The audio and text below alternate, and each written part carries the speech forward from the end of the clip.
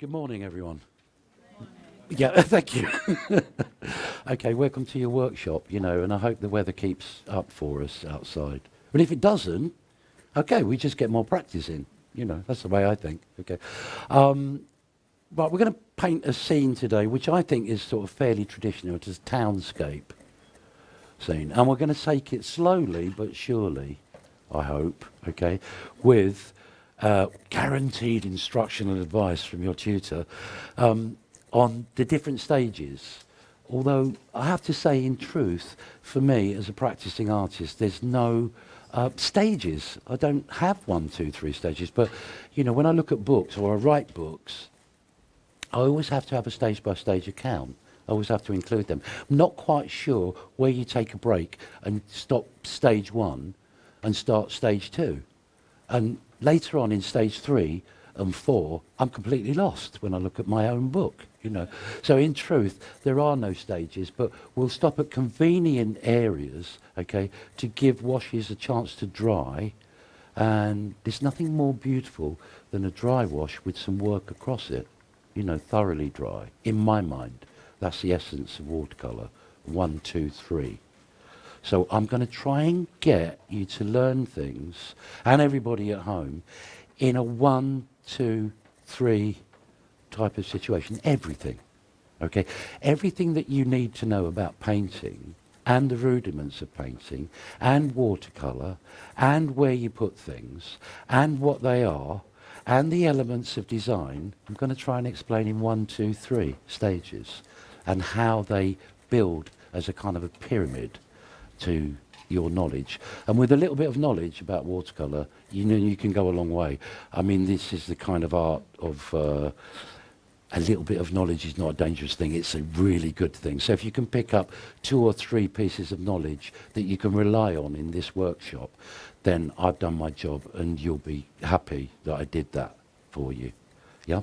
So questions, quick fire, yes please, share them. And I'll do my best to answer. If I don't know the answer, I'll say I don't know.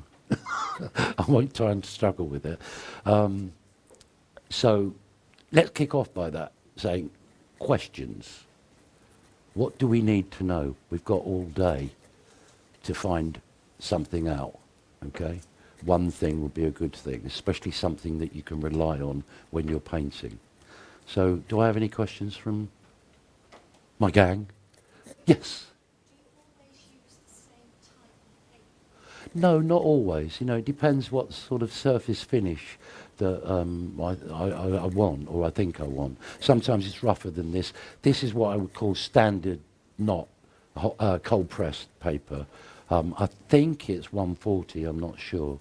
So it will hold quite a lot of liquid, but you can't punish it to death. So, a nice light touch, please, when you're, putting it on, okay? Any other questions? Yes? Why don't I have? I do have a nice flat brush. No, I don't. I'm not going to use that, but I do have one. I've got them all. I mean, we're going to just use traditional, standard, large wash brush, which comes to a point. So if you want to use the point, you can do that with it. It holds a lot of liquid, this long-haired brush, and it also comes to a point so you can do fine things and large washes. So that's your wash brush. For this size paper, that's quite a big brush. Yep. And some finer things with this, well, it's a little bit more than a toothpick. But it's going to be very useful when doing finer things, okay? And if we use the brushes according to instruction, they should give us thin and thick shapes, okay? Which I'm going to get onto in a minute. Shape painting, shape building. I don't want my introduction to be too long, but I would like it to be fascinating, And at the moment, you're all still awake, so. Okay, let's do a little bit of, let's say, making myself feel more comfortable about the road ahead. It was useful to know what the map is before you take off, as I found this morning driving up here. You know, it's nice to have that sat nav. Oh, thank goodness somebody invented that, because I can actually see the road ahead. And it's the same thing with painting here. You know, if we can slightly see the road ahead, we're one jump ahead of the game, rather than going in all guns blazing and then going, oh dear, you know, I wish I'd done a bit of research before. So I'm going to be your researcher here, okay? Have a look at this. The fundamental rudiments of painting, or painting, whatever medium you might be working in, okay, are the building blocks to, you know, whether or not you're going to get a success, or what they used to call in old-fashioned terms, the elements of design, yeah? It's called other things these days, but the elements. Now, it's very useful to have that basic map in your head. What comes first, shape, tone, or colour, yeah? What am I doing, you know, when I'm painting? Well, the language is such that we're all painting shapes of some kind or another. It might be linear shapes, it might be fat shapes, thin shapes. What shapes should I be looking for? You know, big ones, small ones, or medium-sized ones? You know, 1, 2, 3. You know, when I'm looking at that, what am I looking at? The details, the small shapes or the large shapes? You know, what's the overall appearance, etc., etc., etc. All of these are useful, what I call map readings, okay? First of all, composition is nothing more than just shape. The format that you're painting in, quite small. This painting is quite large, and so I've got to condense it down to something a bit smaller. I'm using exactly the same size paper as you're using, okay? So it would be useful to know where things are going and what I'm looking at. Yeah? If you notice that the spire of the, let's put that down there, I think so. Yeah, we got that. People at home can see it. That the spire upright. Yeah? So if you're painting it like this, look, you haven't got a prayer, have you, to get an upright? You've got to, much easier to do that. So if you're painting it in a slouch condition like this, very, very difficult. Everything's going to be going that way. And then when you do that to look at it, you're going to go, good. Have you? Yeah. Now that happens quite often. So when you come to an upright, that's an important salient point, especially since this is the highest, almost the highest point in the picture. Okay. So once we get this fixed, this point there, you can see there's a little dot on top. Yeah, that's my fixed point. Yeah, I put in there. That gives me an idea. Now, too long, and you're not going to have enough room for the people. Okay. So you need to know where these points are, where it finishes. And as that is the main objective, we're going to get round to that as soon as possible. Okay? Not in the first stage, but very quickly we're going to get round to that. The first thing is finding your way into the picture. Okay, so 1, 2, 3, we've got shape, tone, colour. So if I've identified the shape, I know it's upright. Look at me, look. No, it's upright, okay? The tone, or tones are on there, are fairly dark. They're not light, they're half tone. If I get those wrong, I would only feel like having to put another wash on. And I want to avoid overworking. I'd like to do it in one go.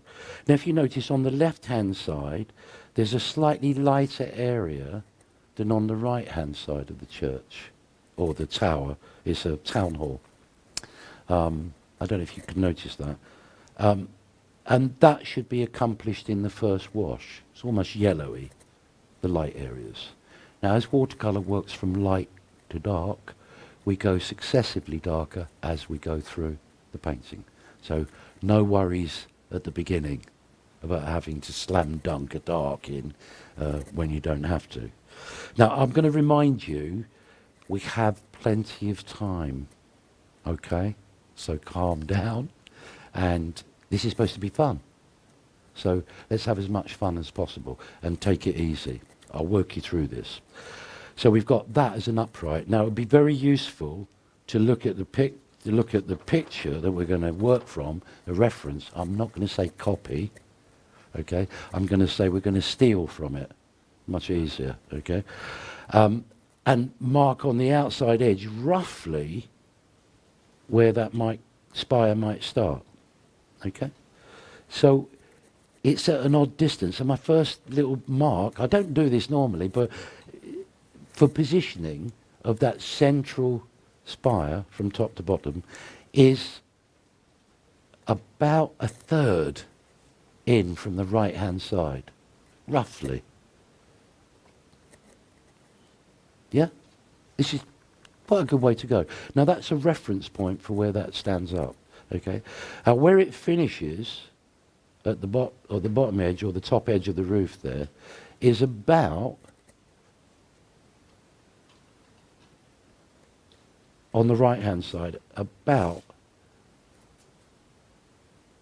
again almost a third, just a little bit more than a third down from the top. Yeah? So I'm going to make a mark there as well. Now use your natural sense of design.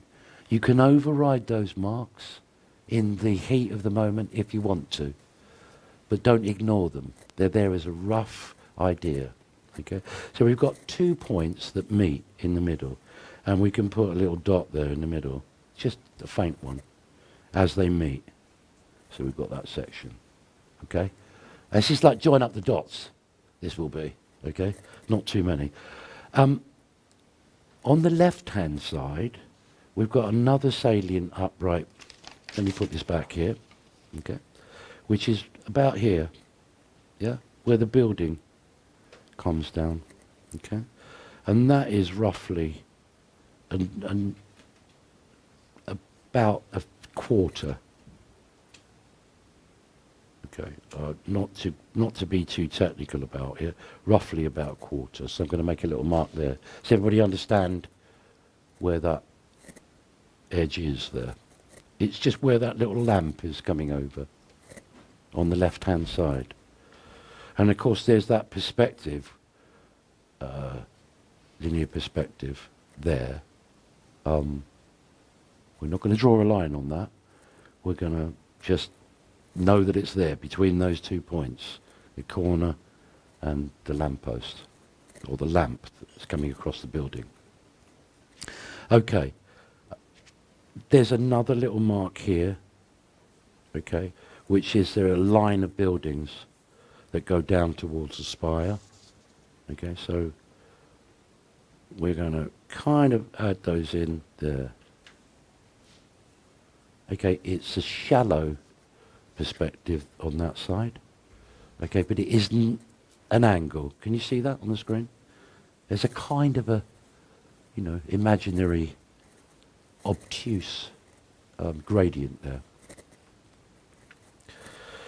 There are obvious marks. You can see them on the roadway there. Can you see them? Perspective lines which are curved. Yeah? They're important indicators because where each one of those begin and stop, there seem to be figures around them. So they're good indicators. Well, I'm not going to put those in yet, but just keep that in your mind till later on. And I think as rough guidelines, that's all you'll need. Any questions? Kind of easy to do this. Now things will go what they call a little bit more empirical for you. Right? This is not a fail-safe, so that you can stay awake, okay? As we're painting, okay, I want you to have that feeling that you can freewheel a little bit more than you think you can. Do you understand what I mean? That you can make the rub of the brush work for you by working a bit more empirical rather than too strictly. Right, and we can begin. Now, I don't always do that. I just go straight in, obviously. But the first thing we're going to do is we're going to get rid of all the white of the paper. Oh, what a benefit that would be. By using, see this sky behind everything? We're going to look at using that, okay? And the first thing to do, 1, 2, 3, okay, is to do the pale colours first. Then, if we're working wet into wet, successively darker with the blues and the purples. Can you see these areas here? Yeah? So we're going to put on the very pale wash across the whole surface of the picture to start with, and then we're going to drop in blues and purples in a wet into wet, diagonal way. Any questions now? But first of all, you need your washes. It's no good mixing them up one at a time. Whilst you're doing that, things are drying. Then you're putting wet washes on top of a drying surface, okay, and then cauliflowers, blowbacks, all kinds of things. That happens when you put a wet mixture on top of a drying mixture. Yeah, one that's gone too far to dry. And then if you disturb it with water, oh dear. You get all kinds of, and that's when panic sets in, and panic leads one way. Okay, disaster. Okay, so if you know how cauliflowers are made, or blowbacks, or whatever you want to call them, you can do them on purpose, and then they're not errors anymore. Okay, they're there because you wanted them to be. Very useful when you're doing things like vegetables. It's a special technique. What you need to do, okay, and once you know what they are, they're less fearful. What you need to do is disturb a drying wash. Yeah, one that's drying, especially blue. You know, so if we put blue down, a dark blue, and just before it dries, we add water to it, drop. You know, it's going to do all kinds of, you know, wonderful and outrageous and accidental things. Okay, and if you disturb it yet again, it will do even worse things. And if you keep on disturbing it, it's just going to overwork.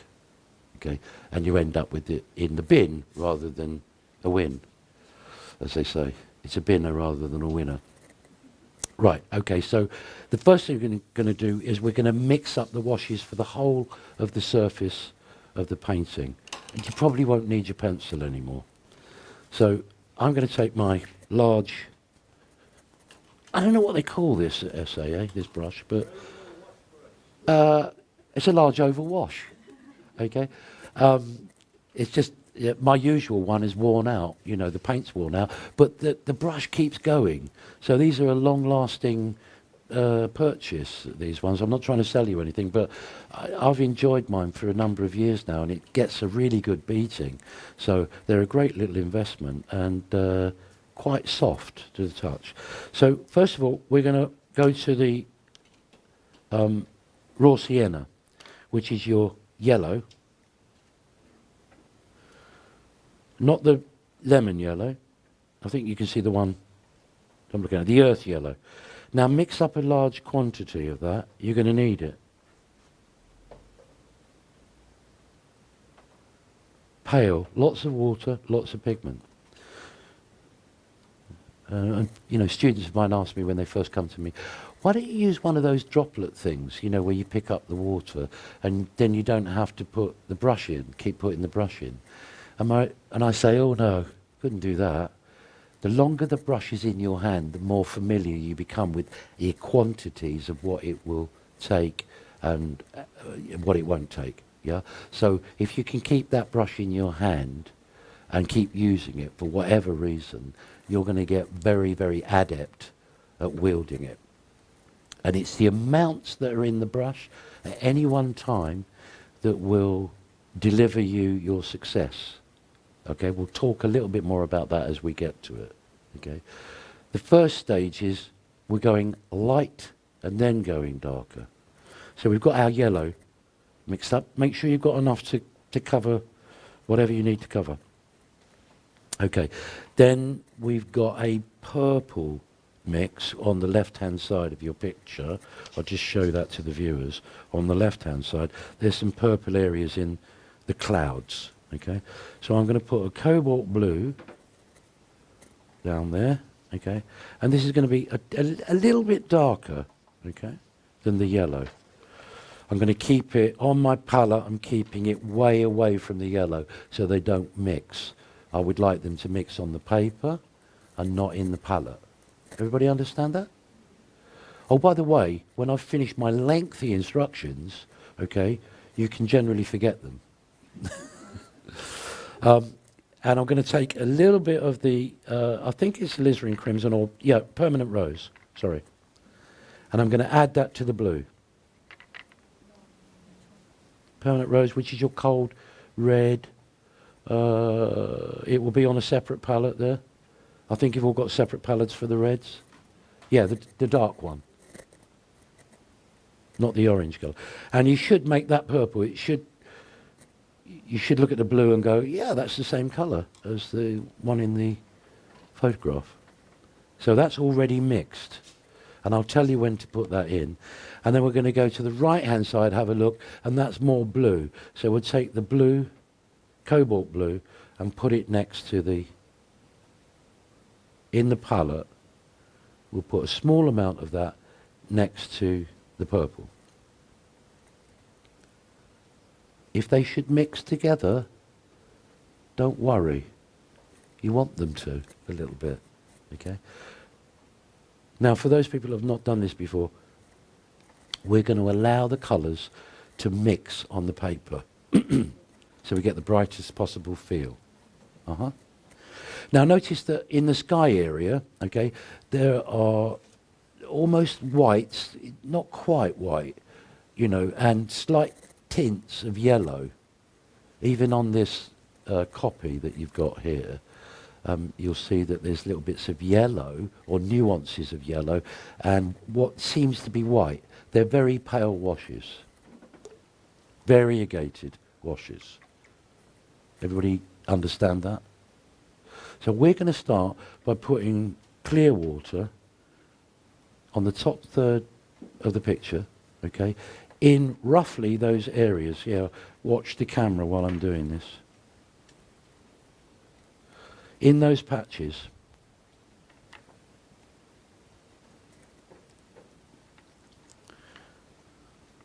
Okay, so we kind of flood it with our wash brush. Very easy to do.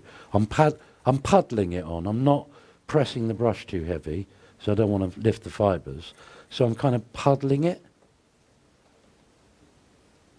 Just the water, okay? Now, just remember, you've got plenty of time. Okay, top third, okay? Now I'm going to dry the brush. Let's get you started on this. I'm going to dry the brush just by squeezing off the excess water so I don't dilute my washes. And then dip it into the yellow that we've already got mixed, okay? And start flooding it in to that wet paper in a slightly diagonal field. It should look very liquid-like, yeah? Blobby. Then I'm going to take the colour off that, okay? Wash the brush out, take the excess liquid off because I don't want to dilute my purple when I put it in. Just remember, you're going diagonally. You're dropping it in so it creates a varied light and yellow wash. Got that? It's not rocket science, it's wet into wet, you know. Some people treat it like it's rocket science, but it's not. So I'm going to dip this into the purple, okay? And then just take off a little bit from the brush by, if you can watch the screen, I'm going to just tap the palette with the brush and take off a little bit of the excess. I don't want it to run too much. Okay, and then I'm going to put that into the purple areas roughly that I can see on my photograph. Yeah, in a slightly diagonal. Hope you can see that on the screen. It's not too shiny. Up to around about halfway. Now, I may have put too much on or not enough, I don't know, but I'm going to do the same process by washing the brush out of that excess colour that I've not used and taking the liquid off the brush again, okay? And this time, going into the blue, the cobalt blue, for the right-hand side. And I'm going to watch the screen, look. Touch that into those sides as well. Slightly darker. You know, yes, let the thing run. let it merge. You can see that it's forming clouds and separation all by itself. It's got a lovely transparent or liquid feel. And you should enjoy the way the liquid goes on. If you don't, you're in the wrong wrong business here, okay? Enjoy what it does when it spreads and merges on the paper. That's the lovely, enjoyable thing about watercolour.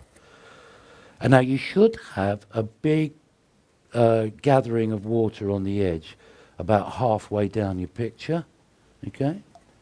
I'm going to dip the brush in the water again. Again, take off the excess liquid, okay? Go back to my yellow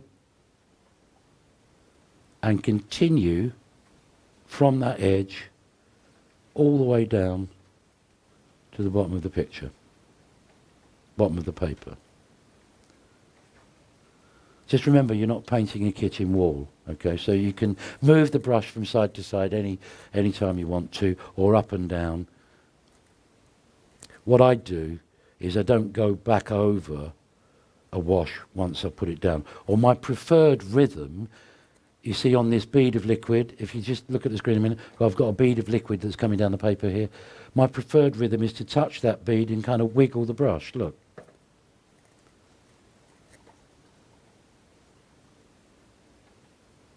And not go back over the... So right down to the bottom, there should be enough liquid at the bottom there for you to just stop at that point, okay? When I look back at my palette, I find that I've got excess amount that I didn't have to mix up again. I had my washes already mixed. Yeah? And I'm going to tell you why. Always make a little bit more than you think you should. Because if you get caught, you're never going to mix up the same colour again twice. It's always going to be slightly different. So if you haven't mixed up enough, you don't want to do that as you're painting the picture, because it sends you into panic. And then you get those marks where they've joined up. Or you're going to get cauliflowers where something's drying and you spent your time remixing a colour, putting it back in, and it's all gone astray. Enough of that, Trevor. Okay, so if you've managed to get this far with an overall wash and you've never done it before, okay, congratulations, well done. Welcome to the world of watercolour painting. Largely speaking, that's a general method or technique, whatever you want to call it, which is widely used, and it should be used more commonly than that. Laying down a liquid wash so that when it dries, it has all this brilliance and transparency. So we're not going to do anything with it until it dries, and it's going to take a little while to dry. So don't keep dabbling. It's not going to do anything. Once you've come down and you've finished that wash, hey, take a break. So I'm going to come around and have a look at them while we're waiting for them to dry. Yeah, questions first. Yeah, just for hair, yeah. Yeah. Funnily enough, when we don't use a hairdryer, if you do use it's called a hand dryer when you use it on anything else other than your hair. But you might like to know. Yes, I do, to speed things up, but you can also make things go astray, because if we've got liquid in one area, we tend to blow it into another area, and more often than not, it won't look the way it does there. As long as you've got an even consistency of water or liquid, have a look at your painting, and if it's pretty much even, there's no drying patches, you'll be okay. And besides, this is the bit where it's very, very skillful. Okay? There's a joke coming up, as you can tell. This is the most skillful thing that you have to do right now, and that is wait. Yeah? Remember John Singer Sargent, making the best of an emergency? Sometimes you just have to wait. The patient will revive itself without, mouth-to-mouth resuscitation. After all, it wasn't ill. Why are you giving me mouth-to-mouth resuscitation? I'm just asleep. So at this stage when it's wet, we're somewhere in between, you know, if we put our hands on it, getting it all wrong if you go in too early. So be a bit patient, okay? Take time out there, ask some questions, please do. But don't touch the picture until that's comfortably dry. Everybody understand? You're going to get a much better result in the long run if you let that first wash dry. Trust me, I'm a doctor. I've been doctoring paintings for years. The best way of doing it properly is to actually let stages dry. And, you know, you get used to that. I've got to be doing something in between. No, you don't. Okay. Any other questions for me? Yes, please. People invariably do. I'm not going to change mine, but please, this is a great time to do anything you need to do at the moment. Take a break, have a biscuit, cup of tea, whatever it is. It's going to take a little while. So I'm going to come around and have a look just quickly, and I'll tell you straight away. Yes, very workable, lovely. That's okay. Ignore. It's a minor thing. The more you do of those, the more adept you get at it. You know. Lovely. Yellow's a little bit strong.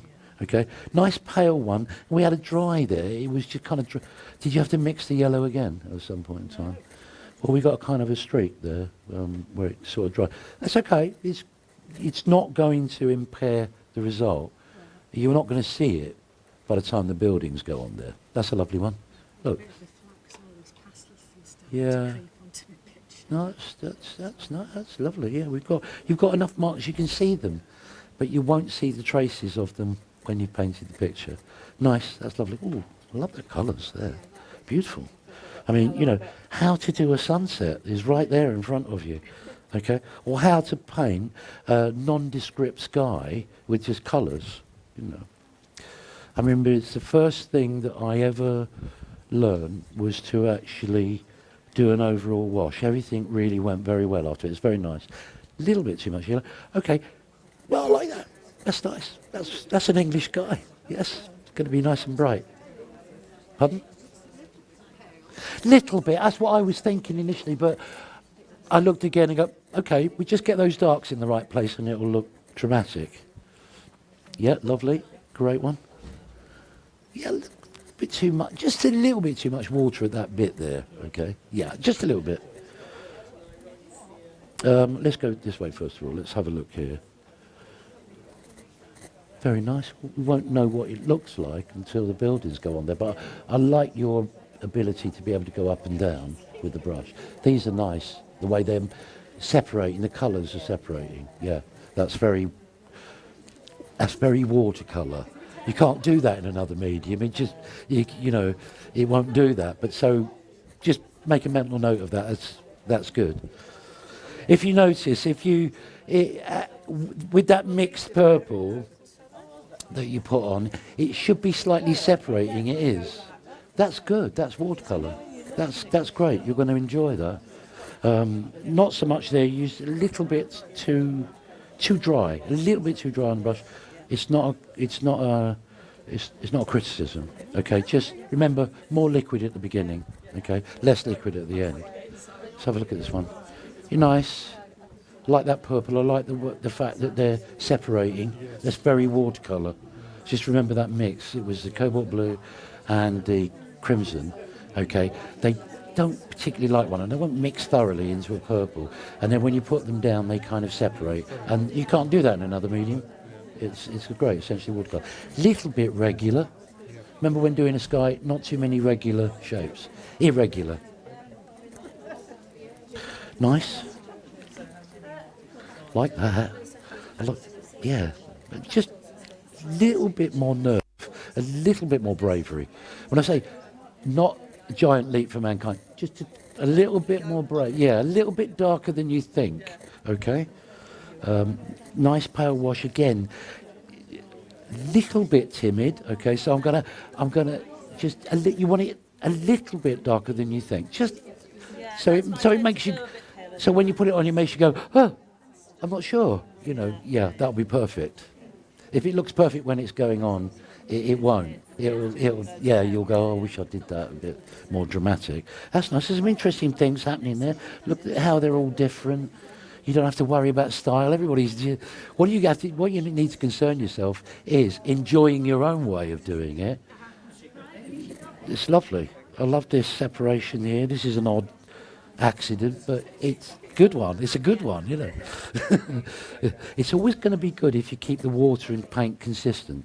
Yeah, I really struggle with this kind of medium, I've got to say. Yeah, well, it's all right. The struggle's over. Don't worry about it. You're going to get a few that go in the... I look at that and I think, that ain't going to go on there, is it? It is. That is. Yeah. Stop worrying about the end result. You know. I mean, it's like when you're map reading in the car, it's general, isn't it? And you go, I want to go from here to here, and you put it into your sat nav, and it gives you a route. And it's a doddle. Yeah. Now, when you get to the end, exactly where is that house that you're trying to find out? Then it's not helpful. Then you've got to use your nose. Yeah. That's exact. Stop worrying about the precise details until you get there. In the general route, from general to particular. That's how we go. Okay, in that order. Don't get caught up in the forest of trees along the way. Otherwise, you'll never find your way out. Does that make sense? Yeah, it does. Yeah. Okay. General philosophy. All right, then we'll see at the end. Nice, little bit pale. You know, we need a little bit more. Yeah, just a little bit more drama. Now, remember, that's okay because it's nice and liquid and it's nice and transparent. Okay, which is what's going on there. Now, when we come to thumping in these darks, that's when you need, yeah, a little bit more, you know, braces and, you know. Okay, so, but that's great. I mean, it's nice and luminous, as is that one. Lovely. See how the blue cracks up a little bit if there's just too... I like it. I like that. It's very watercolour.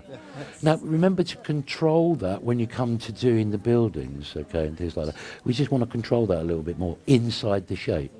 I thought you only said wet the bit where you're going to put the yellows. Put the yellows, the water on first. That's the palest it'll ever be. Yes. Okay. Then you put the yellows in. Then you go successively darker with colours, and the blue is the darker bit, Yes. last of all. There's a bit of a heavy line there. That line's a bit heavy. Yeah, but I quite like that. Yeah, it's worked out all right. It's accidental, but it'll check out fine. You know, at this point, it'll check out fine. And also, the more you do this, the more adept you become. I mean, I could show you how to do this so that you didn't have to touch the paper. You know, that you could drop it in from above. You know, it's great effect. It's fantastic. The less you do on the paper with the brush, the better, the fresher it looks. Yeah? Always. Even accidents look fresh. Okay, so, yeah, nice little Timmy. We're a little, just a little bit, you know, and I want to get you over that, you know. I've got the wrong colours, so I've got a bit of a state. Say that again. I've got the wrong colours, so I've got a bit of a But it doesn't really matter. That's okay. You've got to use the cerulean instead of cobalt. Yeah, it's close together. That one you want, not that one. This one's more adept at liquid, whereas this one liquidy. You know, it flows more. Whereas this one stops, sits down on the paper. Quite okay. So if you've learnt that, that's good enough. But having said that, that's fine. That's watercolour. That's how it works. You know, it runs. my colours, that was the trouble. That's all right. Though. Don't worry about that. All great watercolourists, their palettes look black. I only wash them up for friends. You know, normally mine look really filthy, you know. And if you look at somebody like, he did the photographs of people like Roland Hilda and things like that, you know, his palette was just like a wooden box. Is it black? You know, and he knew where all the colours were, you know, in it. So don't worry, cleanliness never made a particularly good work of art. Great. Okay? Ask Leonardo. It's not in his list of requirements, okay? It's charcoal, there's everything that goes on it. And watercolour, we expect it to be sort of clean and fresh and all the rest of it. And the truth of the matter is that half the time I'm working with dirty water and black palette, you know. So Yeah. the dirty water doesn't matter. So it's liquid. Okay. You know, I've done it in champagne, darling. in a high-class establishment where they couldn't allow me to use water at the table, they poured champagne for me to do a painting. Yeah, in Venice, they wouldn't hear of it, So, yeah, did a great successful painting to a large group of Carnivali, hosts, but they were slightly drunk, so you would have to be, and they just poured me a glass of champagne to work with, and it worked a treat. It's fabulous. Anyway, that's just by the by. Pale, a little bit. I want you to find your bravery a little bit as the painting goes on, okay? So I'll kind of look at you when I say, now this is a brave or bolder step. So I want you to discover a bit of boldness in yourself, which I'm sure is there. Otherwise you wouldn't have come out today. So you've got it, so let's use it a little bit. It's okay. At this stage, that's fine. Lovely feel for it, because they're nice, liquid, and even blushes. Nice blushes we've got there. This one, on the other hand, little bit more brave. So we're going to have a bit more of an angry sky there. Yep, that's okay. That's good. Last time you said I could have a new sheet of paper. You can if you want to. You're ready. Whenever you're ready. You can do another wash like that. You can do a pale one if you want to. That one, on the other hand, it's lovely and colourful, and whatever you put on there, if you get it right, okay, it's going to be really dynamic. It's going to wow. It's got the wow factor. Again, that one, no. It's got a good blend of light and dark as well as colour. So I think you're being picky now. Okay, I can't even see that. And in the mix, that's what watercolour does. So you've got to be accepting of it. Yeah. Good job. See, everybody can do a good job. Okay, everyone, can I get your attention here? First of all, okay, just having a look at all the washes that you just followed the instruction, and it may be the first time that you've ever got a wash which is luminous, transparent, colourful, pale, but successful.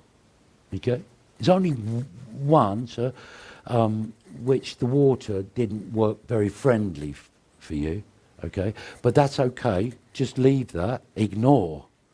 So if there's a mistake at this stage or a little bit of, don't focus in on errors. It's just lethal. Ignore them. Okay, so one time that you can actually ignore, what might be regarded as a small error. We all chastise ourselves for it, but actually in watercolour you've got the freedom to ignore it and just go on and see what the finished result is. Okay. Now, for quite a few of you, I'm going to be expecting a little bit more of a bolder approach on the second. You know who you are. I've spoken to you. Okay. And, we want to kind of get the wow factor. Okay. And there's some difficult moves ahead. One of them being where we start, with this, with the spire, the church. You don't have to ignore the details. First of all, let's go back and I'm going to touch it with my hand like that and find that it's damp. Yeah, don't put your greasy fingers all over it. Okay, it's damp. I can still feel it, even if I just slightly touch it. Not a good time to go in because it will lift. Okay, so we're going to wait for it to dry. Whilst we're doing that, I'm going to give you what I think is some good instruction on a 1, 2, 3 basis.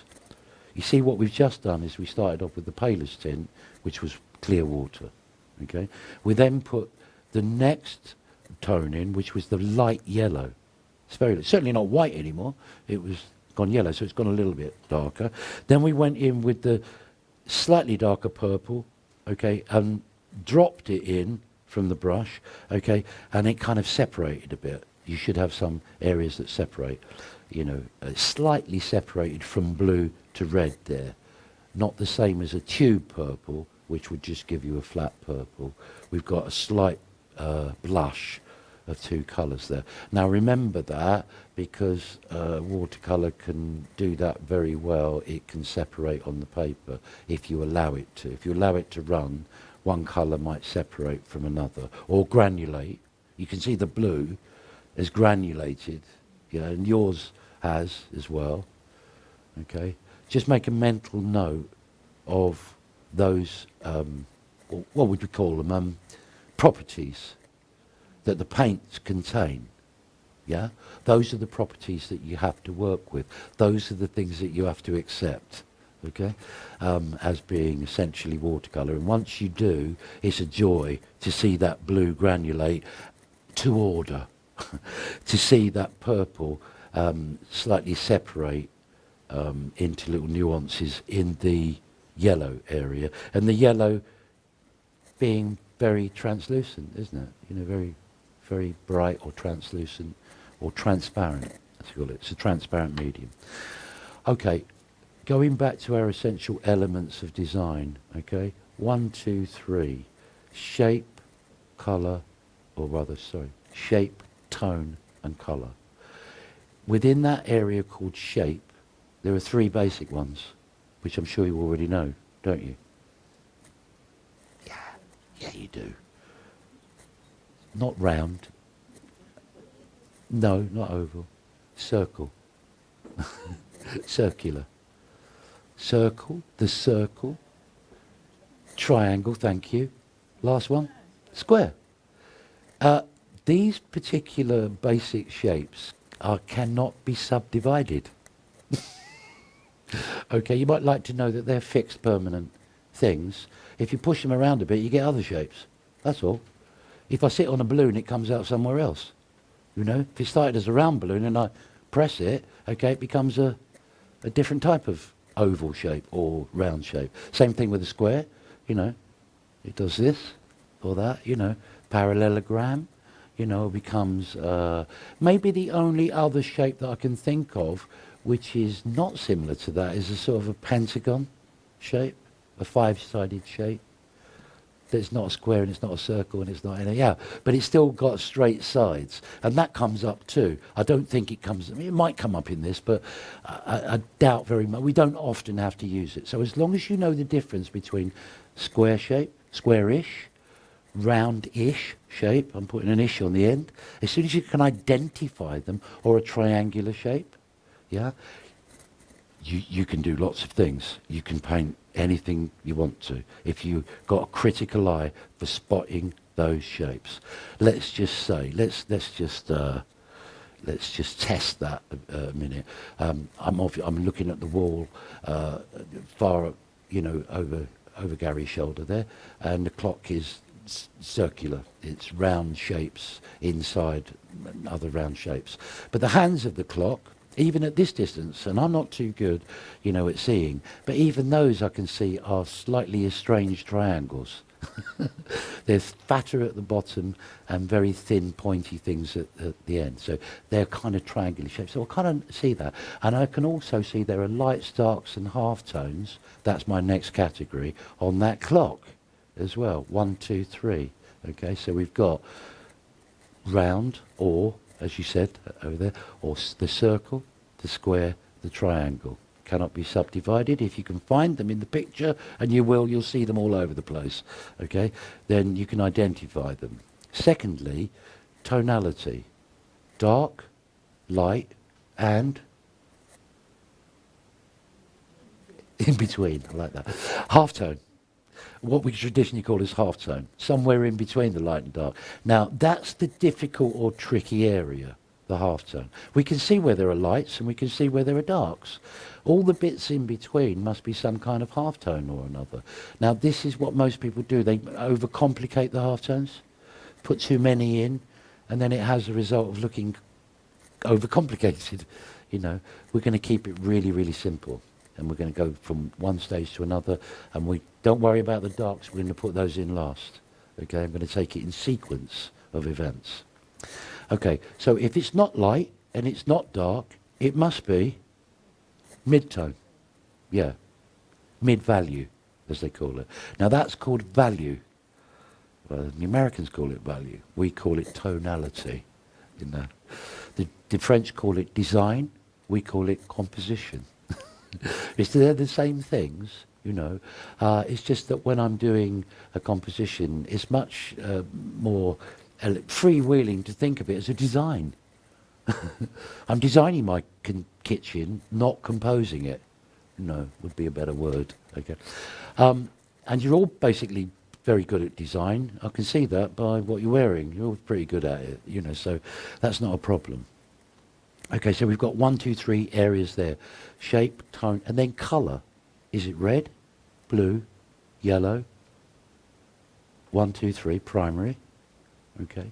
Or is it green, orange, or purple? Thank you. Secondaries. See, 1, 2, 3. All you have to do is remember one. What am I looking at? Am I looking at reddish, bluish, yellowish, greenish, purple-ish, or was the last one? Orange. Don't forget that. Okay, it's something which is off most people's palette. They never really think. I don't know what colour to use. They say that to me, and I go, try orange. I go, oh yeah, I didn't know that. Yeah, well, we are painting fruit, you know, so it might be useful. You know, so don't forget that colour called orange, okay? So it's a very, very useful colour, you know, normally mistaken for yellow of some kind. Okay, so you see, you've learnt there basic shapes, basic tones, and basic colours. You've got it in your head, now I've told you, on a 1, 2, 3. Now, I can remember all of those categories, yeah? Because I've broken them down into 1, 2, 3. Yeah? Am I using red, blue, yellow, or purple, green, yeah, and orange? Oh yeah, orange. You know, so that's the kind of thing that I'm looking at when I'm trying to work out what I'm going to do. Shape, tone, and colour, shape, tone, and colour. All right. The other thing is, am I painting something far away, near, or middle distance? Yeah, where am I? Because I don't want you to end up with giants figures because you've not been, you know, looking. You know, how big are they? They get smaller when they go further away. Yes, I know that's obvious, but in the act of painting, if you don't remind yourself, you might get a giant in the background. Okay, it's not something that you want to you want to achieve. That okay. So where am I in the picture at any one stage? And when we get down to street level, there, it's gonna get a bit messy, as they say. You're gonna have to keep reminding yourself where you are, okay, and what size of things.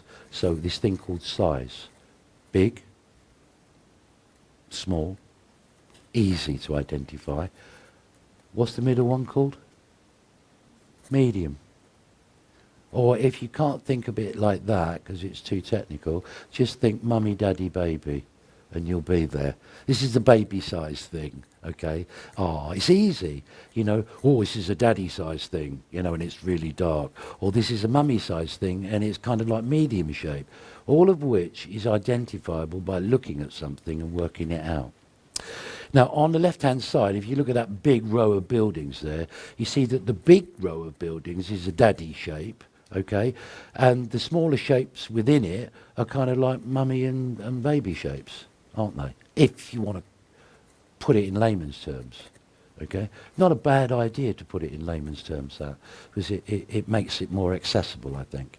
Okay, so look at the overall, first of all, the big things, and then worry about the details as you get there. Don't worry about them in advance.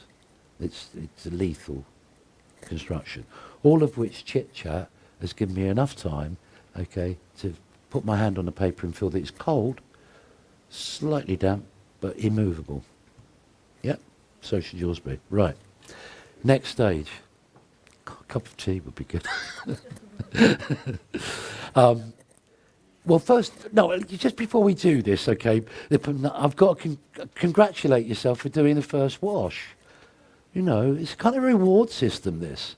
You know, if you don't reward yourself, I mean, who else is going to do it, you know? If it's a bad wash, you'll know it.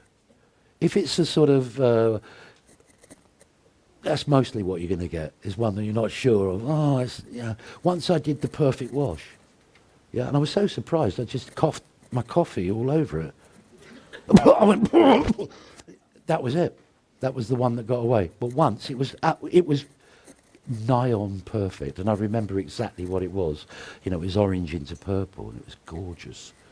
It really was. I can only tell you it was one, but it was the one that got away. You know, it's one of those things. I've once done that. I've done several more, but they've always got some little blemish or something to take exception to. That's mostly what we're dealing with as watercolourists. We're not dealing with perfection. We're dealing with... Anybody like to hazard a guess? Not imperfection. We're dealing with excellence. Another one of my little jokes, okay. You can't expect it to be perfect, but you can expect it to be excellent. Now, if you've just done that for the first time, you're going to get really, really good at it when you've done half a dozen. You're going to know exactly how the colours flow and what the instructions meant, okay, to get more flow or less flow by taking liquid out of the brush, etc., etc. Okay. Any questions before we go to the next stage? Yeah. If I looked at that nice on way of doing it, I'd be worried first of all about leaving the whites. Yeah, well, don't look at it then. That's probably the easiest thing to do. Just get on with the task at hand and stop looking and analysing. Yeah?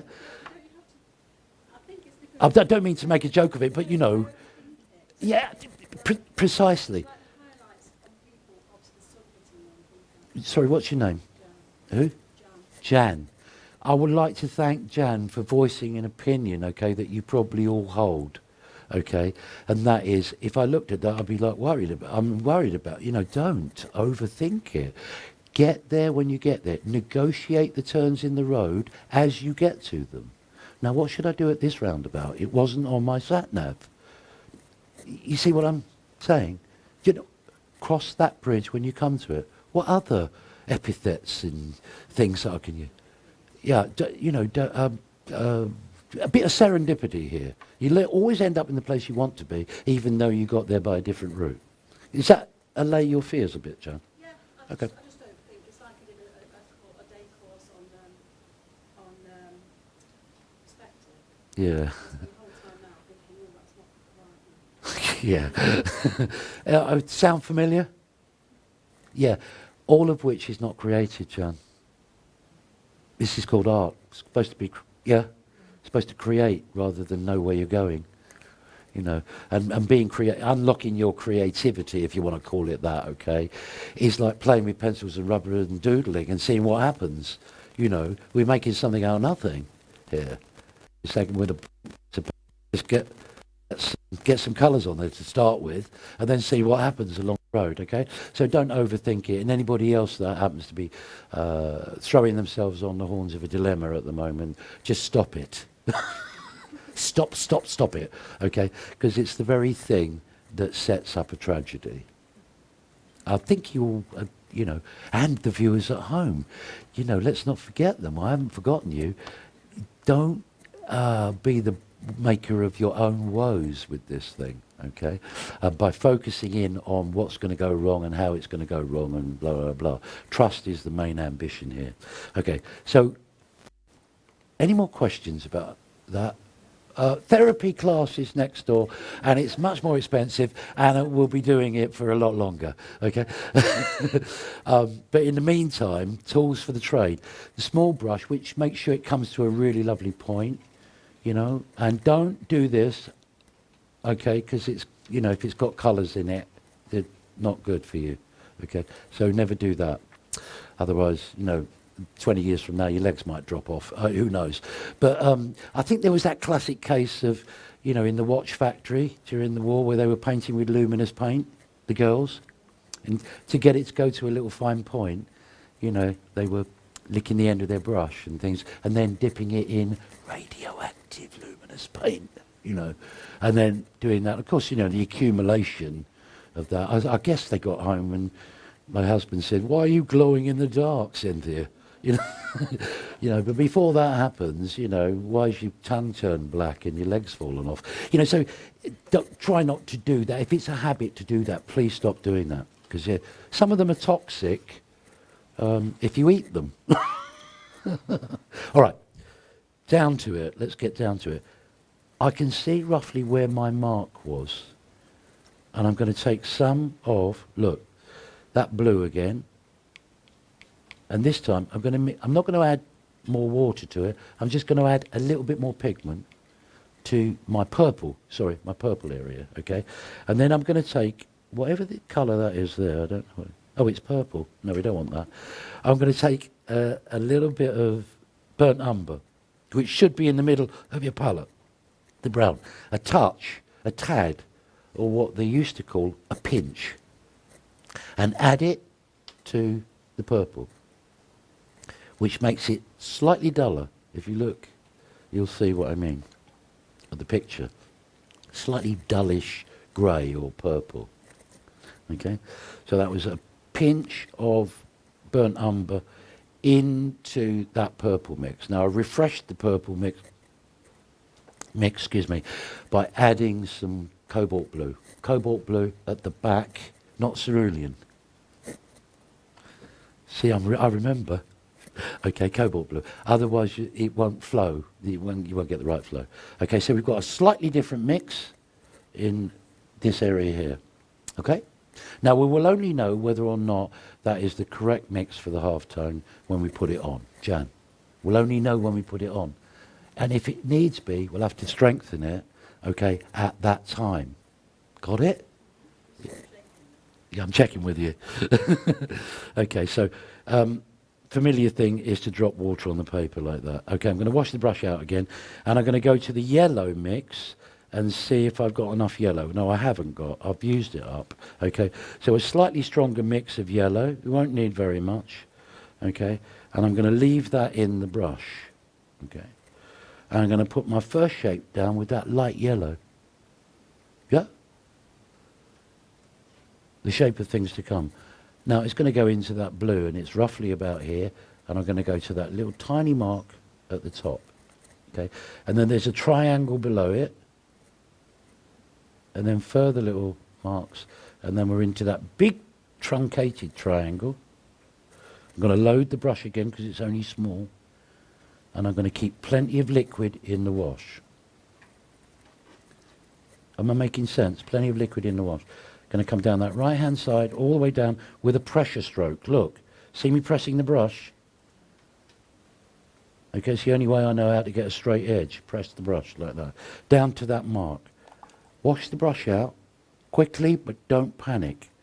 Take the excess liquid off the brush. Okay, I'm taking it onto my paper. Dip it into the purple. That'll just mix. And then I'm going to run that purple into, touch the wash, so it runs into it. See that? They're running together. Yes. You said yellow. Did you mean? Yeah, the one we used before. Yeah, the one we used before. Now, Jan, I've noticed that isn't quite dark enough, okay? So I'm going to just put a little bit more cobalt blue, a little bit more crimson, and just a tad more brown, a pinch more brown. Okay, take the excess liquid off the brush. Don't need it. I've got it on the paper. I've got liquid on the paper. Don't need more water in the brush. So I took it off by scraping the sides. Okay,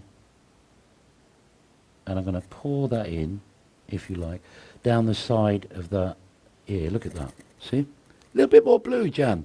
I don't know that, but I can see when the colour goes down there, a little bit more blue is required. And I've got an odd brush mark there. Okay, I'm going to blush that in, and now we're on the edge of creating a wobbly building. I'm going to leave it. Okay, it's not dead straight, slightly wobbly. Can you see that? Okay, it says I'm going to leave that deliberately to show you that it doesn't have to be perfectly straight to have a good feeling about it. Now I'm going to come immediately across. Okay, and go to those rooftops with the purple and the blue and the yellow. So I'm not going to leave that building where it is there. We're going to add to it, look, the whole shape. I don't know if you can see what I'm doing. I've got to do the whole thing. I can't stop to instruct you. I'm going to have to do it as I go. Now make sure that the whole shape goes almost wet into wet for you. Can you see what I've just done? Now I used pressure on the brush if I wanted it to stop flowing. So I'm going to paint the whole area in those colours using a little bit more yellow as it comes down to the base area. Okay, forgive me if I'm working quickly. So the whole horizon line, look, I'm coming down and going out to this side. Now I'm going to go out to this side here. Okay, merging the colours, letting the colours merge into that general shape as much as you can. Paler blue down where the street narrows, down there.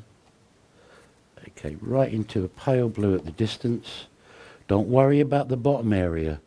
See this area here that I'm pointing out now? Don't concern yourself too much with that area. Just bring the wash down. Okay, a little bit more water with it as it gets much paler towards the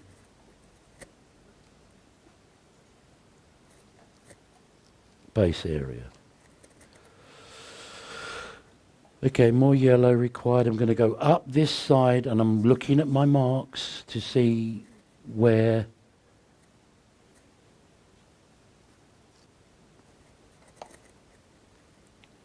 and I'm going to do that whole area there using lots of liquid paint just above those figures and coming across to paint the buildings or the general shape of them. If you can watch the screen a bit, okay, you can see I'm going, for that perspective line, I'm going up what they call very empirically. See, it's not even got a straight edge on it. Yeah, it's like this. I'm going at that angle, but I'm not using a straight edge. Okay, I'm going to let that flow down and through the buildings like this with single marks as best I can with this brush. Could have used a bigger brush, come on. But in the heat of the moment,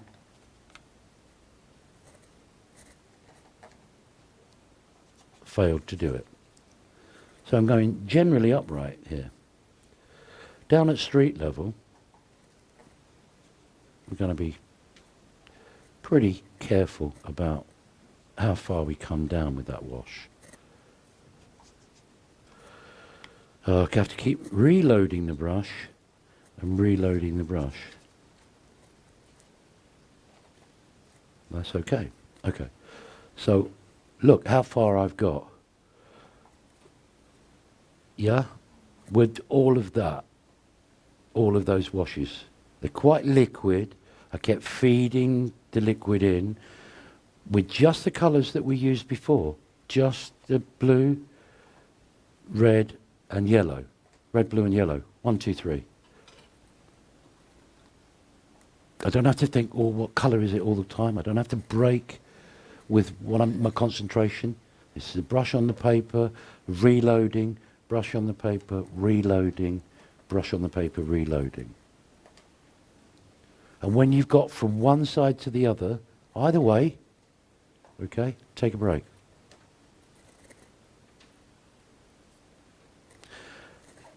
And look, you can, if you look at the screen, you can see there's an absence of detail. Okay, but very colourful and very watercolour-like. Yeah, we're going to keep refining that as we go through.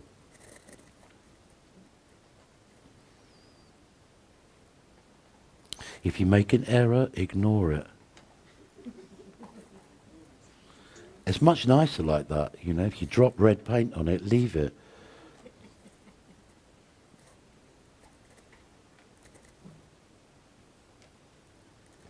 You know, difficulty here is when you start watercolouring, you get a bug for it.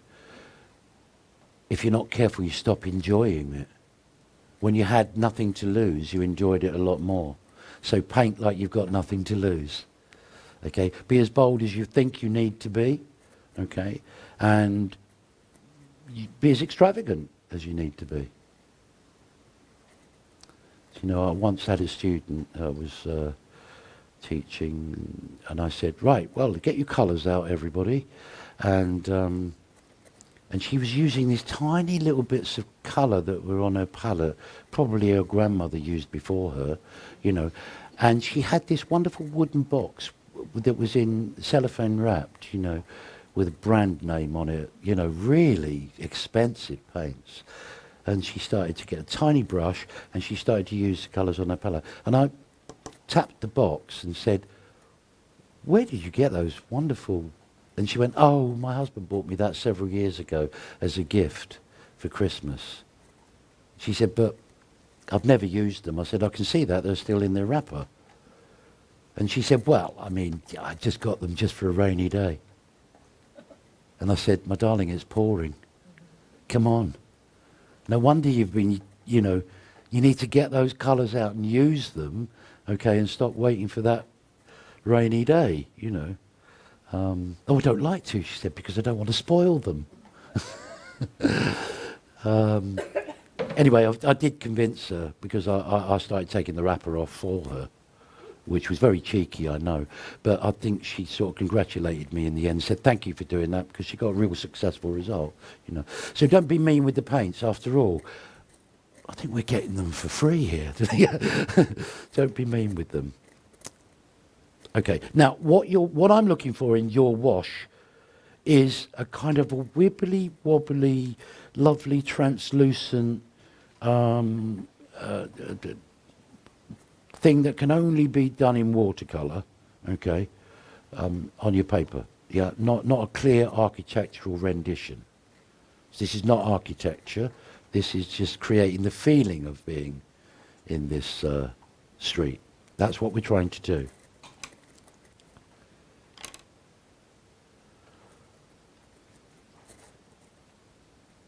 When you've done that, take another break for 5 minutes. Then I'm going to show you how to fashion that, those two basic washes, into something more acceptable. We're now going to start refining areas, okay, because we have the two main backdrops. We've got our theatrical stage, and now we've got to start putting the players on. And I'm going to say figures, but I'm also going to say things like windows, turrets, trees, traffic. All of that is what I call furniture, okay? That goes onto the platform. But if you've got that far with it, then you've done a good job. Let's have a look. Don't worry about the bottom. You don't have to use water on there. Just leave it ragged. It's good. Gosh, that's, you know. The lovely thing about that is it's got an effect. It's got a sense of light. It's got a sense of me being there. That's what we're after. Pardon? Absolutely, but you're doing it incredibly well, sweetheart. It's got a feeling to it. Look at this wonderful shadow on the building. Shadows are your biggest friend, okay? They say more about the atmosphere of your painting, shadows, than anything else can. In time of day, lighting, shadows, as opposed to technique and perfection. Yeah? So shadows and light. Lovely wash too, nice and pale. Like mine, very similar. Love it. Love it. Very pale. A little bit more, you know, in the dark areas, a little bit more. Okay? Yeah. You don't want to wait for that too long. Okay? That's nice. Look, it's dreamy. I'm looking at it upside down. Yeah. It's a bit Turner-like, you know, lovely. It's sort of colours that he would use. And I've seen, have a take a look at Turner's watercolours, and he's the well-respected giant of watercolour. And some of them are just as simple as that. But because they were done by Turner, it's, you know. But actually, that's not far off the mark. It's very, very good. I love that a lot. Nice, bold. Goodness, great. See how that line's going to disappear? It will eventually. Okay, you could bring the buildings down a little bit more. After all, we've got plenty of play there. Look, see? Plenty of play there. Exactly like the master's work. A little bit paler, okay, than mine, but great handling. Okay, now we've got the dreaminess if we wanted some. We've got the dissipation of form. Knocking on the door here, look. Not atmosphere, it's a non-technical word, okay? It's not an achievable result, okay? Dissipation of form is. Now it's that which creates a slight mystery. Now I don't know how much you want to make that concrete or not, but you've got the option at this stage, you see? There's a dreaminess about it, lovely. You could bring these down a little bit more, you can puddle a little bit more. I like the way you're using the brush, I like the translucency. Yeah. I'd take you on, you know, I'd get you further than that. Great, you're working the watercolour really well. You know, that's how it looks at this stage. That's exactly how it's supposed to look. Hey, what's your name? Dawn. Dawn. Dawn, okay. Dawn, get a move on, all right? Yes, but get a move on, okay? Good, the first things that I'm seeing, I'm really, really liking. They're great. It's getting an atmosphere. The shadows are already beginning, okay? You can make them more concrete later on, but you've got them. You know where they're roughly where they're going, okay? Bring this down a little bit more. You've got quite a lot of space to play with here before you... And leave it ragged, if you know what I mean, at the bottom. So, like fingers, like that, see? So we can slot the figures in when we get there. Down to about... Yeah, I'd come twice, yeah, and leave this bottom edge a bit ragged. Good, and it doesn't really matter. I don't even. It's great. that thing there. I knew it would be. It's so pale that you're never going to see it. Great colours there. Lovely colour combinations. That's a bit good. Yeah, my God, you're much better at getting uprights than me. It's not. Yeah, you leave a ragged edges. You've got a lot of play here. You can come down a bit further if you want to. Don't have to. Would it work if I tried it now? Yeah, where's your photograph? Yeah, look, when... See, it comes... Yeah, they're quite tall. If you get that perspective there, yeah, see that? You come down a little bit more with that. You're going to get more drama. If I sweep with some colour like that? Or not? Or No, don't truncate it. Just bring the wash down a little bit more. Just add to it. Just add to it. now? Yeah, Okay. yeah. Did I look here? No, I didn't. See? Now look, that's exactly how it's supposed to look at this stage. You know, look, work in progress. Okay, we're not there yet, so don't play critic. You can't criticise work that is still in progress, so don't ever do that, all right? Okay, and if you like, I'm your tutor for the day. I'm much better placed at criticising your work than you are. Oh, yeah. I'm qualified. It's just that you're good at it, or you think you're good at it because you've been doing it for ages. Now, if we take it back like that, you've got that kind of atmospheric. Well, you've got the technique right. You've got the atmosphere, and we've got some kind of time of day happening. You know, and it's because you've allowed the colours to mix and merge, and followed the shadow shapes, and it's got a basic general appeal to it. Nice. Now, you've got the option when you put the darks in, it should pull it together, all right? No pressure then? No pressure, no. Exactly. That's nice too, look, lovely. A little bit, but this I like, see this? Yeah, more of that here. I don't really mind where it is. I couldn't hear you after here. I got lost. All right, bring all of it down a little bit more. Yeah, a little bit more. Nothing wrong with the way you're doing it. The way you're doing it is great. Yeah. That's watercolour. Okay, and you put the darks in there and close it together, you know, it will have real oomph, you know. Putting a wet wash over one that's slightly dry and watch it. I'd rather just wait, let it dry and then do that. But you've got away with it, so yeah. Just bring that wash down a little bit more. And leave it ragged. Leave it all like, look, when you bring that wash down, make sure it ends up like fingers. Okay. See? You know, with gaps in between, like that. Then you can slot the figures into the gaps. Excellent. This is good class. I haven't seen anything I don't like yet. That's great. Oh, perspective's a bit out. It's a bit thin here. Bring it down a bit more. Okay, you've got plenty of space to play with. You know, bring it down a bit more. Don't be scared. Like, even if you brought it all the way down, I went, yeah, yeah, we could still do it, but make them end in sort of fingers. Look, make these washes end more like gaps in them. Then we can slot the figures in the gaps. Okay, and we can trap light on them. All right. So you kind of like. Well, hang on. You've got a sort of a low threshold of boredom going on here. Like, big wash, you're going to get bored halfway. I think I'll leave it. You know, it won't do itself. I didn't mind the wash, it's just this bit, like, I'm thinking... No, I know, but you're not. I don't. I'm better at assessing it than you.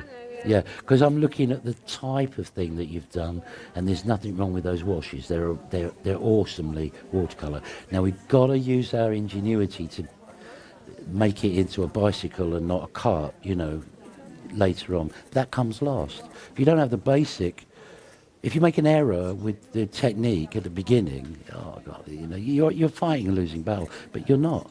You're not. Okay. I'm going to make sure you don't overwork it, which is what you would do normally if left to your own devices. Sorry, my fault. Lovely, like it. You can bring the. Why is everybody?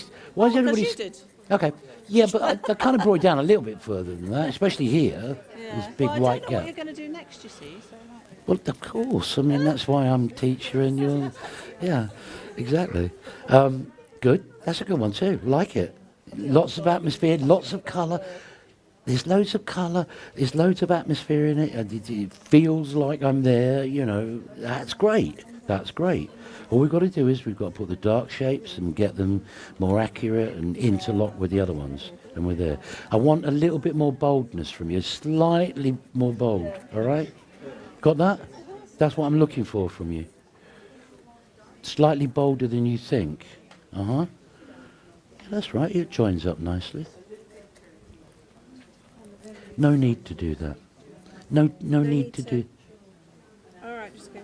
Okay, that's all you need to do. That. You don't need to do this. It just overworks. I know it's that easy. It is that easy. It'll all come together in the end. Excellent. All right, you don't need to be too much of a control freak about it. Okay, you don't have to get. That's nice. I quite like that. It's not. We look like we're in Holland rather than sort of Chester, you know, with that type of building as opposed to that one. But that's okay. Love the lights and darks that you were doing, and then you didn't bother there over there. But the lights and darks here. Absolutely, yeah, you're quite right. But if you go up to my slightly more, bolder than you think. If you go and have a look at the actual thing. Can you put that over the top when it's dry, or not? Oh, absolutely. But make sure we're brave, because I'm going to get real brave in a minute. So I want you to follow me doing exactly that. Okay. So if in other words, it's like this. You know, if I use 6 ounces of flour, and you go, that's a bit much, isn't it? I mean, I'll use 5. And I go, 4 eggs. And you go, I wouldn't normally do that. I'd use 3. You know, we're going to end up in a different place. So I want you to follow the boldness of what I'm doing at each time, okay? And don't get lost in the woodwork, the trees. That's too bold. Yeah, that's good. That's You're fine. almost there. That's okay. Yeah, you're almost there with that. Wish that was darker. Right. That's all. But you have to wait till it's dry before you paint the glass on. But you could have done it now. You know, you could have done it while it was wet, yeah. Just put more colour in there. It's too late now. Yeah, okay. That's all right. That's all right. Just remember that next time, okay? Everybody's a little bit scared of the tones except except Madam there, who's really got, see, the tone's giving it atmosphere. What did I tell you before Yeah. I came today? I said, Nice. I'm not going to throw in as much tone, didn't I, Karen? Yeah. That's what I told her. That's what I told you. But she's nice and bold, and she's either going to make a win or it's going to be in the bin. You know, she's going for broke. So, yeah. Let's make sure that these dry thoroughly, okay? Bit pale. But That's how do I my... retrieve the shapes? You don't retrieve anything. You just, next time, be bolder. Each time, there's an opportunity for you to rev up. Put your foot... Right. What car do you drive? Mini. Do you? What will it do? In terms of speed, Yeah. I can do 70, of course. Yeah, but when nobody's on the road, no one's looking, can you put your boot down? Can you handle it? Yeah, that's exactly what you need to do. Yeah. And darks are like putting your boot on the accelerator, see what she'll do. And it's a little risky because you've got to control it a bit, okay? So they're the most risky. Now, because it's so pale, I'm going to ask you to be extra bold on the next step, Okay. okay? So in terms of retrieving a shape, though, that looks like it should be. Oh, God, yeah, we can do anything we like. We're artists, we're creative, we can make something out of nothing. Okay? If we know the language on how to do it. Okay, if we know, look, if I can't afford a Vivienne Westwood outfit, Yeah. I can make one. Yeah. Do you know why? Because she's an artist and I am, and I know exactly what she's doing Yeah. with shape, colour and tone.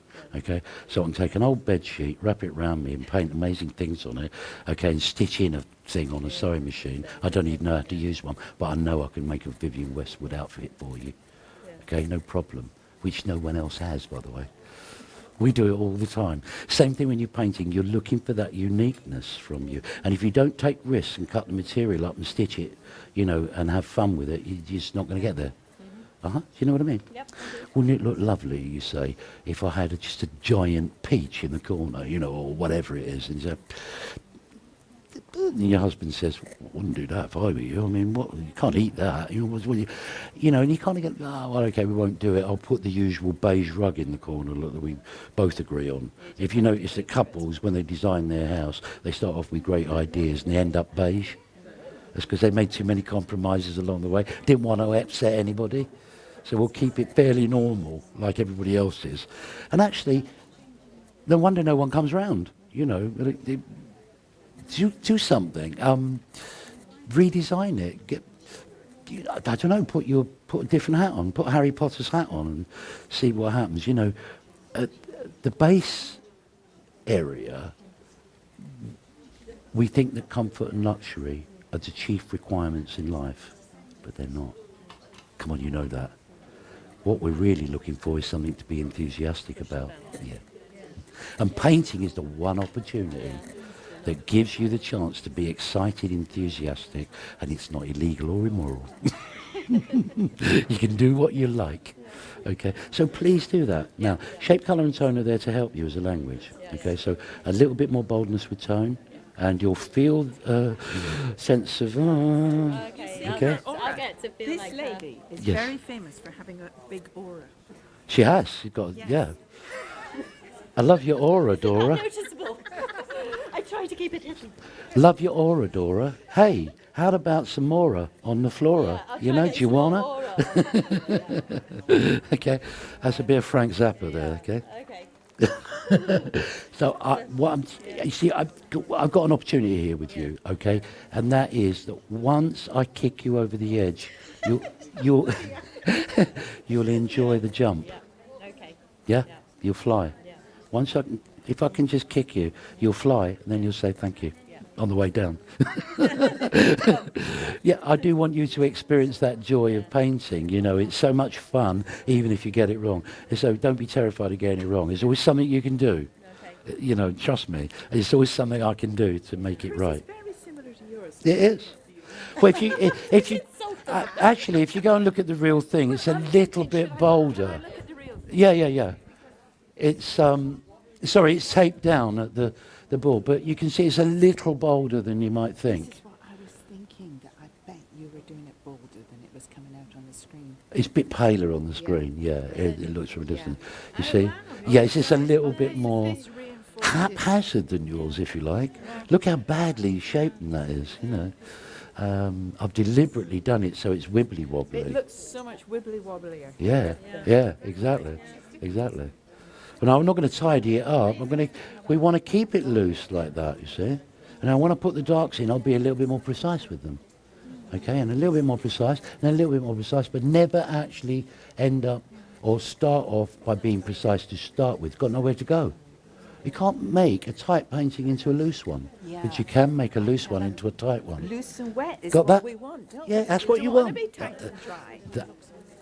If Look, I get so many students. I mean, my time's limited here. I get so many students, and if anybody's watching at home, so many students who come to me and they go, teach me how to paint loose. And I go, well, you can't. I wish I hadn't said that.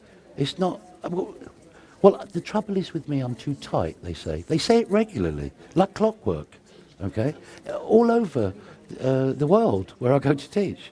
The trouble is with me, I'm too tight. You know, and can you loosen me up? No, I can't. Not without your permission. Let it be wibbly wobbly to start. Let the colours flow in basic shapes and forms to begin with, and then get slightly more accurate and stop before you get tight. Then you'll be happy. You'll be a happy bunny. So yeah, it's loose, but it's accurate. Yeah, pretty much so, yeah, making the best of an emergency, quite like what I said, you know. Okay, when we get the darks in, there's going to be a different story. Now, I expect you to be a little bit bolder all the way through, okay? And keep plenty of, as they say, put plenty of water with it. Right, okay, time's limited, but we're going to do the first of the finishing stages. We'll leave the pleasure of the figures and all that clutter till after lunch, yeah? But we'll go back to that spire, okay? And I'm going to paint the shadow side of it. I'll tell you what I'm going to do before we start. I'm going to paint that shadow side, which is the right-hand side, yeah? Little bit more accurately. And at a certain time, when the wash is drying, I'm going to put in the details whilst they're still soft. Yeah? After all, we don't, at that distance, we don't want all those details being too sharp, do we?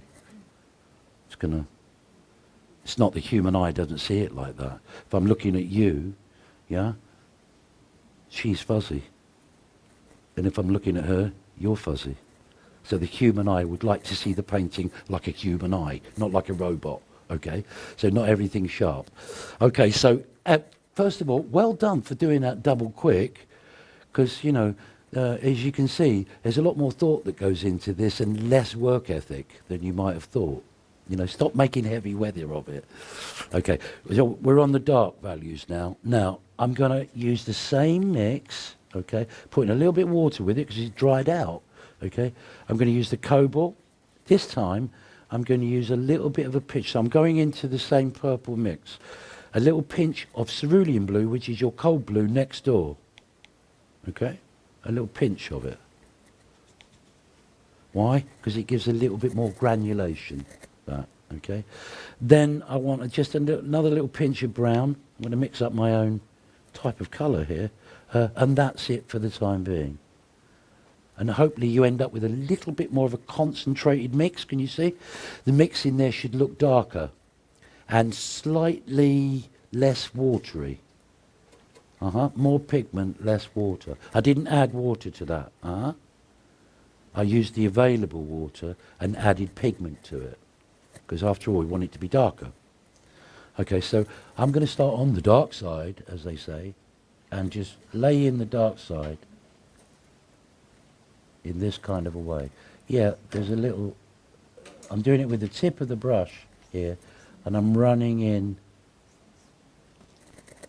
as you can see. Oh, I don't know if you can see that. Not very good, is it? Quite dark, not the darkest of darks. And now I'm going to come down. It's very liquid. In other words, it's a big dome of liquid. Yeah? Like a blob on the paper. That's what you're looking for. Okay, and then we're going to come down on that side like this. Okay. Pressure on the brush. And this time I'm going to get that detail correct. Yeah. I'm going to straighten the building up a little bit, as far as I can, all the way down, and complete the wash. Okay,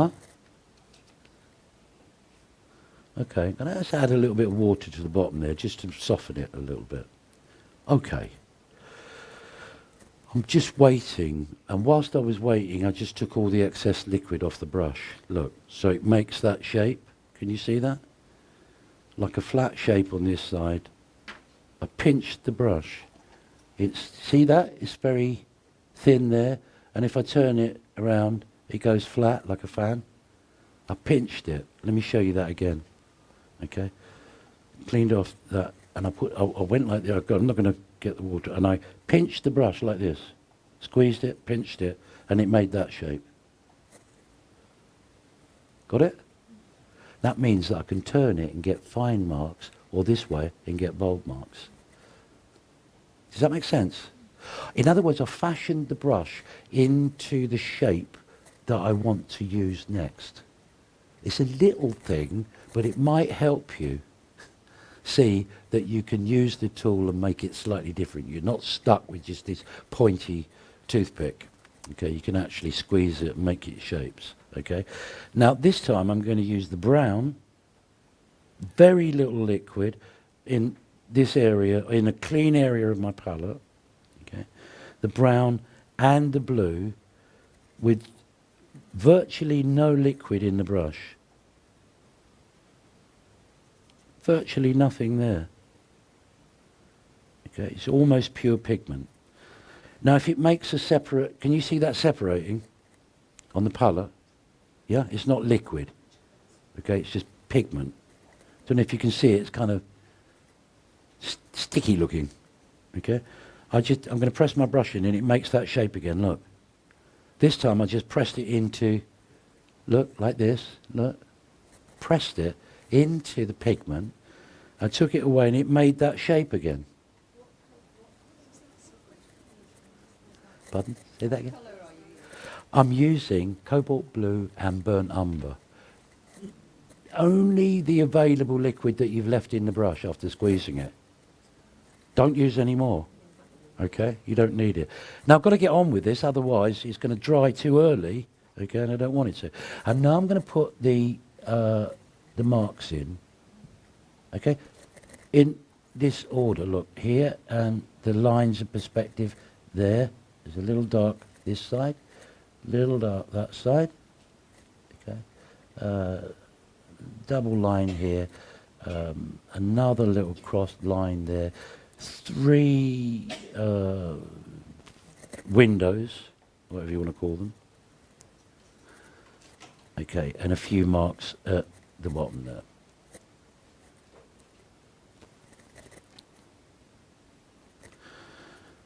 Yeah, got that? I want to take you a mark at a time there, just to have a look and see what they are. From top to bottom, okay, I put in the raw colour into a damp wash. Yeah?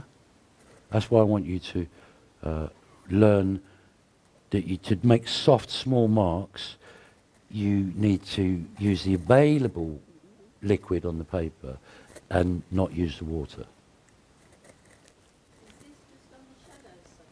Yeah, just on the shadow side. Now we're going to go into the light side, okay? And it's slightly paler, so I'm going to use a tiny tip of the brush with the water in it. Just tip the brush in the water. Not dip it all the way in, just a tip. Okay. And I'm going to put these marks on the side here. 1, 2 there. There's a little kind of window here.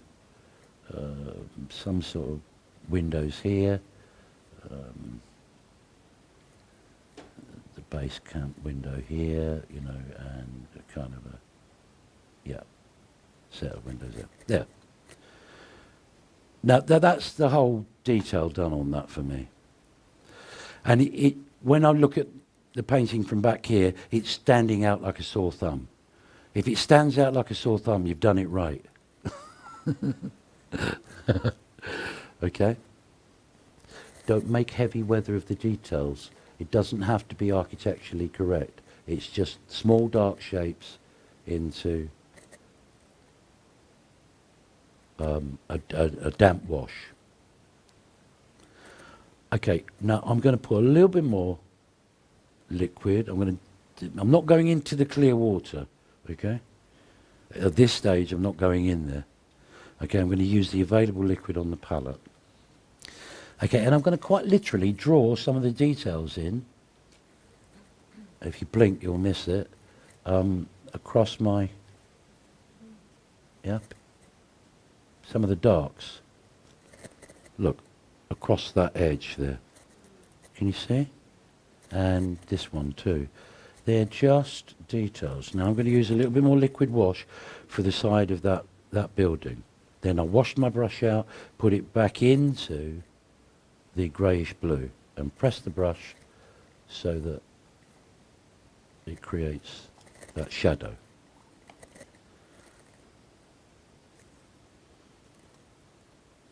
Am I going too fast or no? Good. In other words, what I've got already, okay, I'm subdividing it into shadows, dark shadows, where I can see them.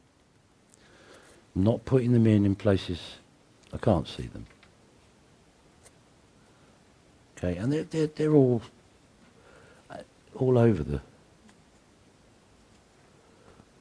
place here. Loosely, let's have them in loosely, not too tight.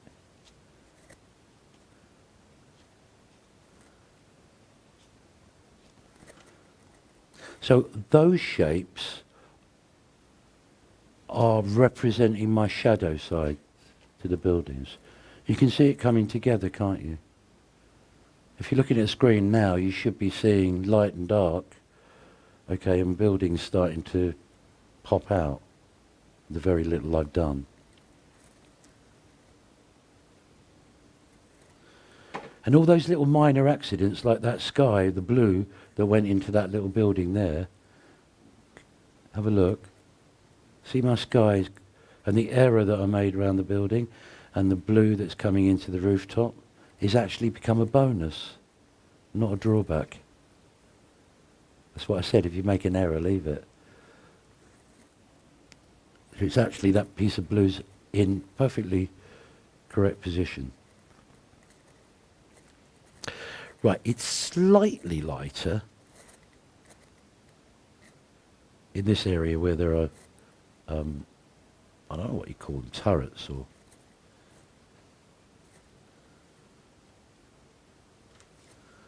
You know, that bit of the church building which has a shadow down one side here, look. So I've added a little yellow to this, and we've got a shadow down here. Again, leave the bottom area ragged. And whilst that's damp, that shadow down the right-hand side of the tower building, whilst that's damp, I'm going to go back to that mix. You remember that stiff mix of cobalt blue and burnt sienna. Very little liquid in the brush. And we're going to put in the windows in a kind of wet into wet manner.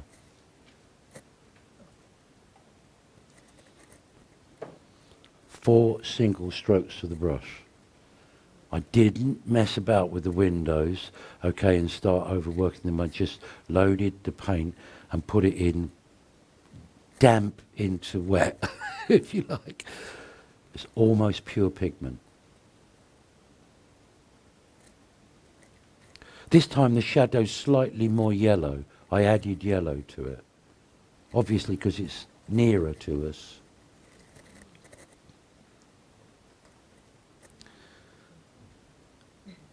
And we're going to do some small details on the fascia of the next building.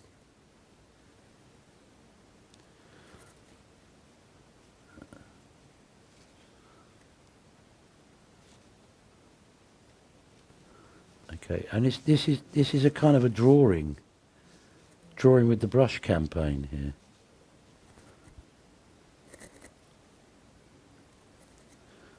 Yeah. Now I used yellow with a little bit of burnt sienna in that light building. I'm going too fast, aren't I? For you. Okay. So we're just going to take a break there, and I'm going to come and have a look to see that you're following these things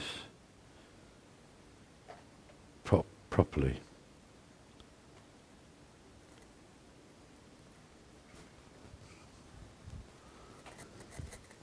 Checking out good. I love it. Less is more. That's it, just single strokes of brush. A little bit too much liquid on the brush, or just wait a little longer. Yeah, just wait a little longer when you're doing that. Just wait for that wash to go damp rather than be wet. And bit too much liquid in the brush, yeah. Not enough pigment. Just slightly. You're going to feel like much more in control when you get it right. It's just a question of balance between liquid and pigment. It's almost raw pigment, that. Better? Yeah. Okay. Good. Okay. Just glance. Use your, what did you call it? Cognizance. I think it is. Use your own cognizance, you know. This is actually a bit of a drawback, painting somebody else's picture. Lovely. Oh, I like. That's good. Yeah.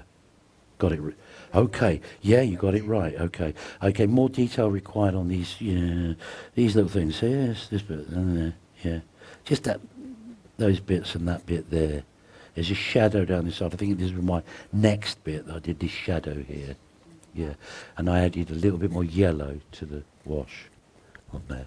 Lovely, dominant. Did I hear you say it was Chester? Hmm? Did I hear you say it was Chester? The picture? It's not. Not. He said it was Chester. I never said that. It's actually, you know where it is, don't you? No. It's Chester Town Hall. Well, yeah, if my son lives in Chester, and I'm thinking I should have recognised that. You should have done, but it's an odd angle. It's the town hall angle from the, where the, it's like an old sort of Roman aqueduct type wall, just which describes the inner city area from the outer area. Yeah, and it's an odd. It's not a postcard angle. No. Let's put it that way. It's an odd angle. Okay, and you know I get fed up with painting places that are all seen before. I try and get a different angle on them. Yeah. Anyway, regardless of that, just make sure that when you're looking at spires and churches, wherever you're looking at them, okay, they're different in each country. Okay, definitely got tall buildings that are Venetian-style rooftops. Don't get them very often in the UK. There are a few, you know, especially on the way into London, you know, like the Hoover factory. It's actually kind of, you know, almost quite revolutionary different, you know, for the 20s. And that spires are slightly different. Of course, you're not going to get them in Eastern countries where they prefer the dome or basilica type of look, these things, okay? Which is, you might like to know, I think, and I'm not sure if this is certain, I'm pretty sure it is, that all mosques are designed on the Hagia Sophia, which is Turkey, and in Istanbul, and that has a basilica type roof, was an early Christian church. So it's quite lovely to know that, you know, mosques are designed on an early Christian church, you know. So you get buildings that cross one another, like they have different types of architecture, or their structure was used for something else. Like spires, church spires get taller and taller as, you know, as we get grander and grander. But actually the original ones, of course, are Cleopatra's Needle. So, you know, they're kind of designed on that needle to heaven sort of look. It's just an anecdote. These are beautiful. This is beautiful. It's absolutely great. Love the tones. Great. Carry on that way. I like it. Lovely, nice style. Got a lot of signature to it. That's great. Good. All right. Don't be too timid with the darks. Okay. All right. Control, not timidity, okay? But good, developing very nicely. That's lovely. Love it. Oh, whoa, no, that's good. Put that down. I want you to try and appreciate what you've just done, Joan, especially you. Not picking on you. It's got a nice signature tune to it. You know, it's got a nice touch, very, very watercolourist touch. okay? And it's a loose, yeah, lovely impression. It's coming on great. If you can just keep, you've got the shadows in the right places, you know. Just do not be too hard on yourself. You're really quite good at this. All right, just good student. What I find difficult, you know, with a really excellent student, is that they're able to do something that I think is very complex and do it really well. You know, I mean, I spent years perfecting that, and they do it in one session, and I go, okay, well, you know, I blame the teacher, you see. Nice, yeah, okay. Not too much outlining, please. You see how you're going around that with sort of icing the cake with an... Yeah, try not to. Otherwise, you're not going to get lost and found. For goodness sake, leave that edge alone. Don't put a line down there. It doesn't require it. Okay? So a little bit more. Let's have some work here where you've got this... yeah, these bits. See that? Yeah. Let's have a bit of work there. Nice wet into wet, dark into... Yeah, like that. That's nice. Don't be too neat with the detail. A little bit more, you know, a little bit more. Okay. You know, like it. You know, when do you ever do icing on a cake or something like that? Badly. That's what we want. Yeah, like that. You know. I've got this sort of dome that's ended up. Oh, just a few little wiggly marks on there. You know, a few little wiggly. You know, it's not important. It just has to read.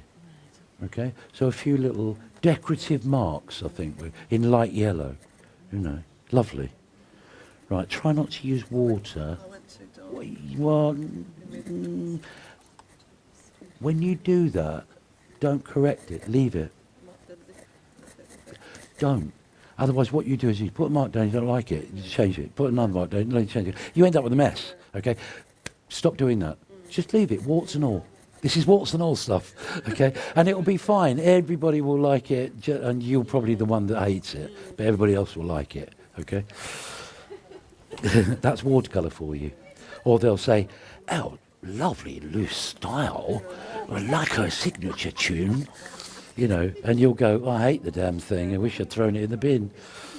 It's one of those occupations where the only pleasure as artists we get out of it is the do of it, the joy of doing it. Everybody else gets the result. If they like it, you know, you give it to them or sell it to them, or if you can. You know, believe me, the paintings that you sell are always my favourites. Funny that, isn't it? Yeah. Only after they've sold. Yeah. I'm being honest. You know, if I sell a painting, it's not. I mean, if I'm doing a painting on the street, say for instance, you know, and I was doing this in. I was painting on plein air in France, in the south of France once, painting a place outside a village called Recette-Lavin, like Rose of the Vines, Recette-Lavin, and I'm on the outskirts of town, under the shade of a sort of a lovely tree, baking sun. I got my shorts on, sitting on my little chair, doing this painting. And a couple were walking their dog, obviously French, so they were walking their dog along the lane and doing that as they were walking the dog and looking at me. And then they stopped, and he came over and he went, excuse me, are you English? I went, yes, that's right. He went, it's beautiful, no? I love our village. Like this, and I said, "Oh, well, thanks very much." He said, "No, one little thing. Where we live is here, and you haven't." I went, "What? There with the brush? What? Right there? That one?" He went, "Yeah, yes, that one with the little blue window. Yeah, little blue window. How much?" You know. So I said, "I don't know. Let's make me an offer. I want to buy lunch for my family this evening." No problem. Yeah, you know, and he shelled out a good whack for it, and it was great. And he took it away, it was still wet. Mate, I hadn't even finished it. You know, all he wanted was his house, his quota. That's all he wanted, just a window to his bedroom. That's it. Great, isn't it? That was the one that got away. It was like, I haven't finished it. Oh, maybe I should not finish a lot of things. You know, and let's face it, watercolour always looks a little bit better when you don't finish it off. You know. It tends to. So keep the sketch going. Yeah? 2 minutes. Thank you very much for that victory sign. I hope we've got folks at home. Great. You know, I'm taking your questions if you want to ask questions.